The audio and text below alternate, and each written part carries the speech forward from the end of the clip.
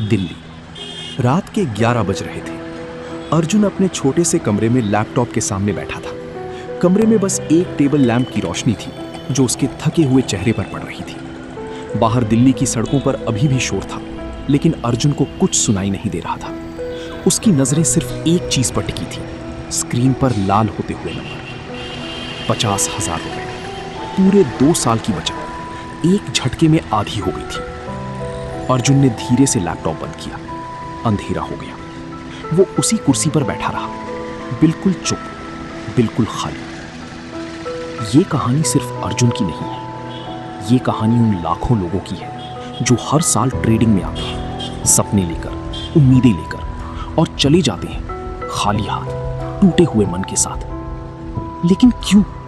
Chart गलत नहीं था, स्ट्रैटेजी बुरी नहीं थी। फिर क्या हुआ अर्जुन के साथ? चलो शुरू से समझते हैं। 3 हफ्ते पहले की बात है। अर्जुन एक आईटी कंपनी में काम करता था। सुबह 9 से शाम 6, वही रूटीन, वही सैलरी, वही जिंदगी।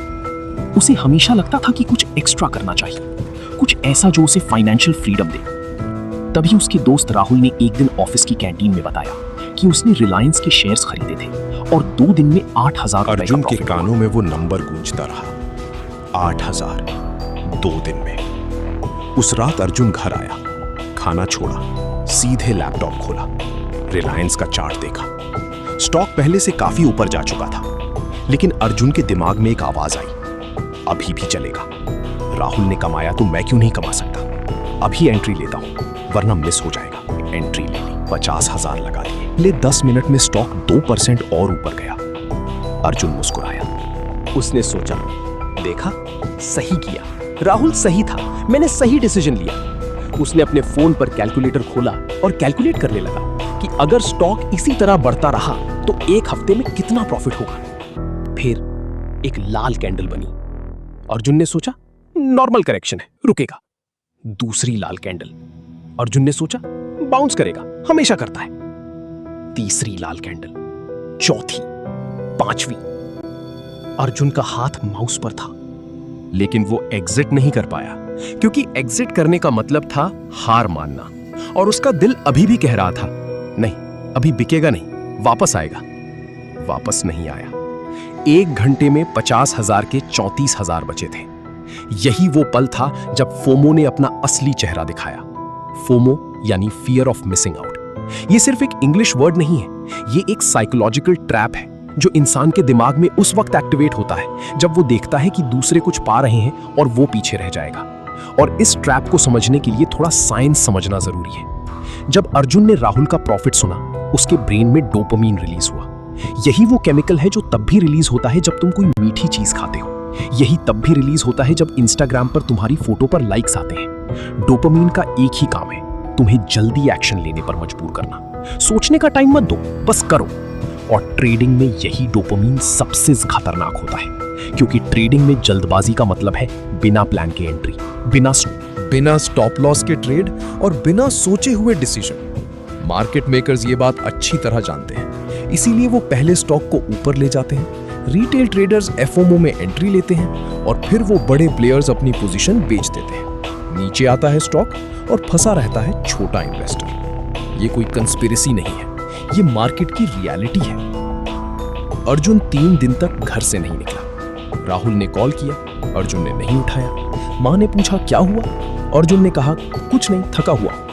रात को वो बस छत को देखता रहता था। उसके दिमाग में एक ही सवाल घूमता था, मैंने गलती कहाँ की? चौथे दिन उसने एक काम किया जो बहुत कम लोग करते हैं। उसने एक डायरी निकाली और लिखा, ने बिना किसी प्लान के ट्रेड लिया। मैंने राहुल का प्रॉफिट देखकर फोमो में एंट्री ली। मैंने स्टॉप लॉस नहीं लगाया। गलती मार्केट की नहीं थी, ये गलती राहुल की नहीं थी, ये गलती मेरी थी। अगले 6 महीने अर्जुन ने खुद को बदलने में लगाए। उसने 3 रूल्स बनाए जो उसने हर रोज डायरी में पढ़े।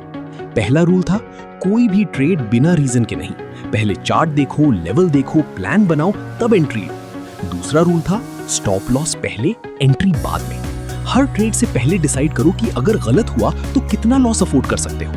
तीसरा रूल था, दूसरों का प्रॉफिट देखकर कभी ट्रेड नहीं करेंगे। हर किसी की अपनी जर्नी होती है। ये रूल्स सिंपल लगते हैं, लेकिन इन्हें फॉलो करना यही असली ट्रेडिंग साइकोलॉजी है। 6 महीने बाद अर्जुन के अकाउंट में 1,20,000 रुपए थे। 50,000 से शुरू किया था, बीच में 34,000 बचे थे और अब 1,20,000। फर्क क्या था? स्ट्रैटेजी नहीं बदली, चार्ट वही था, मार्केट वही था, सिर्फ साइकोलॉजी बदली थी।